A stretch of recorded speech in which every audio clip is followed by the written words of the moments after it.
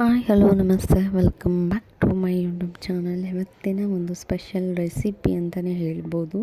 Last ವಿಡಿಯೋದಲ್ಲೂ ಕೂಡ ಇದನ್ನು upload ಮಾಡಿದ್ದೀನಿ, ಬಟ್ ಇದು ಒಂದು ನ್ಯೂ ಸ್ಟೈಲಿನ ಒಂದು ಸಾಂಬಾರಾಗಿರುತ್ತೆ. ನೀವು ಕೂಡ ಟ್ರೈ ಮಾಡಿ. ನಾನಿವತ್ತು ಟ್ರೈ ಮಾಡ್ತಾಯಿದ್ದೀನಿ, ಚೆನ್ನಾಗೇ ಬಂದಿದೆ.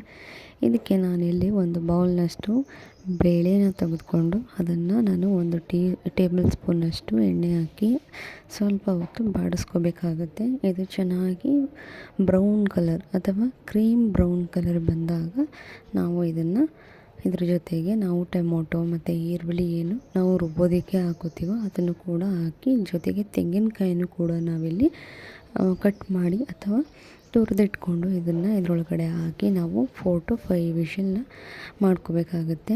ನೋಡ್ತಾ ಇದ್ದೀರಲ್ಲ, ಬೇಳೆ, ಟೊಮೊಟೊ, ಈರುಳ್ಳಿ ಎಲ್ಲವನ್ನು, ತೆಂಗಿನಕಾಯಿ ಎಲ್ಲವನ್ನು ಕೂಡ ಒಂದು 4 to 5 ವಿಷಲ್ ಮಾಡಿಕೊಂಡು ಅದನ್ನು ನೀರನ್ನು ಅಂಶನ ತೆಗೆದು ಒಂದು ಮಿಕ್ಸಿ ಜಾರ್ನಲ್ಲಿ ಈ ರೀತಿ ಹಾಕ್ಕೋಬೇಕಾಗುತ್ತೆ.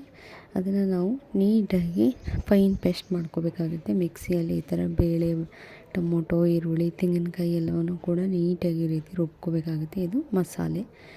ನೆಕ್ಸ್ಟು ಈಗ ನಾವು ಫೈನಲಾಗಿ ಒಂದು ಸಲ ಏನೇನು ಬೇಕು ಅಂತ ನೋಡ್ಕೊಂಬಂದ್ಬಿಡೋಣ. ನಾನಿಲ್ಲಿ ರುಬ್ಬಿಟ್ಟಿದ್ದಂತಹ ಬೇಳೆ ಬೇಯಿಸಿದ್ವಲ್ಲ ಅದನ್ನು ಇಲ್ಲಿ ತೋರಿಸ್ತಾ ಇದ್ದೀನಿ.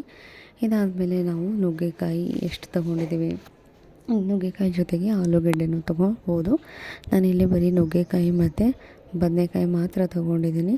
ಅದರ ಜೊತೆಗೆ ಡೈಲಿ ಯೂಸಿಗೆ ಬಳಸೋ ಖಾರದ ಪುಡಿ ಮತ್ತು ಎಣ್ಣೆ ಮತ್ತು ಸಾಲ್ಟು ಇದಿಷ್ಟು ಕೂಡ ಬೇಕಾಗುತ್ತೆ.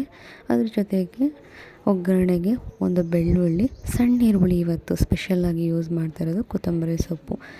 ನಾನು ಒಂದು ಬಾಣಲಿಗೆ ಕುಕ್ಕರಿಗೆ ಏನು ಮಾಡಿದೆ, ಎಣ್ಣೆ ಹಾಕಿ ಸ್ವಲ್ಪ ಮಸಾಲೆಗಳೇನೇನಿತ್ತು, ಬೆಳ್ಳುಳ್ಳಿ, ಈರುಳ್ಳಿ, ಕೊತ್ತಂಬರಿ ಸೊಪ್ಪು ಇವು ಮೂರನ್ನು ಕೂಡ ಹಾಕ್ಕೊಂಡು ನೀಟಾಗಿ ಒಂದು 10 ನಿಮಿಷ ಫ್ರೈ ಮಾಡ್ಕೋಬೇಕಾಗುತ್ತೆ. ಈರುಳ್ಳಿ ಚೆನ್ನಾಗಿ ಫ್ರೈ ಆಗಬೇಕು, ಅದಕ್ಕೋಸ್ಕರ ಸ್ವಲ್ಪ ತಡವಾದ್ರೂ ಕೂಡ 5 to 10 ನಿಮಿಷ ಬೇಯಿಸ್ಕೊಳ್ಳಿ. ಅದಾದಮೇಲೆ ನುಗ್ಗೆಕಾಯಿ ಮತ್ತು ಬದನೆಕಾಯಿ ಏನಿದೆ ಅದನ್ನು ಕೂಡ ಈರುಳ್ಳಿ ಜೊತೆಗೇ ಹಾಕ್ಕೊಂಡು ಫ್ರೈ ಮಾಡ್ಕೋಬೇಕಾಗುತ್ತೆ.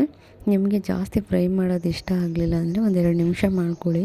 ನೀಟಾಗಿ ಚೆನ್ನಾಗಿ ಫ್ರೈ ಆಗಬೇಕು ಅಂದರೆ ಒಂದು ಸ್ವಲ್ಪ ಪೇಷನ್ಸ್ ಮುಖ್ಯ. ನಾನಿಲ್ಲಿ ಉಪ್ಪು, ಖಾರದ ಪುಡಿ, ಅರಿಶಿನ, ಏಕೆಂದರೆ ನುಗ್ಗೆಕಾಯಿಗೆ ಸ್ವಲ್ಪ ರುಚಿ ಹಿಡೀಲಿ ಅನ್ನೋದಕ್ಕೋಸ್ಕರ ಇವು ಮೂರನ್ನು ಕೂಡ ಮಿಕ್ಸ್ ಮಾಡಿ, ಎಣ್ಣೆ ನಾವು ಆಲ್ರೆಡಿ ಹಾಕ್ಕೊಂಡಿದ್ದೀವಲ್ವ, ಆ ಎಣ್ಣೆ ಜೊತೆಗೇ ಸಾಕಾಗುತ್ತೆ. ಇದು ಮೂರನ್ನು ಮಿಕ್ಸ್ ಮಾಡಿ 1-2 to 3 ನಿಮಿಷ ಈ ರೀತಿ ಫ್ರೈ ಮಾಡ್ಕೋಬೇಕಾಗುತ್ತೆ. ನೋಡ್ತಾ ಇದ್ರಲ್ಲ, ಕುಕ್ಕರ್ಗೆ ಯಾವುದೇ ರೀತಿಯಾದಂಥ ಒಂದು ಸ್ವಲ್ಪನೂ ಕೂಡ ಅಂಟ್ಕೊಂಡಿಲ್ಲ.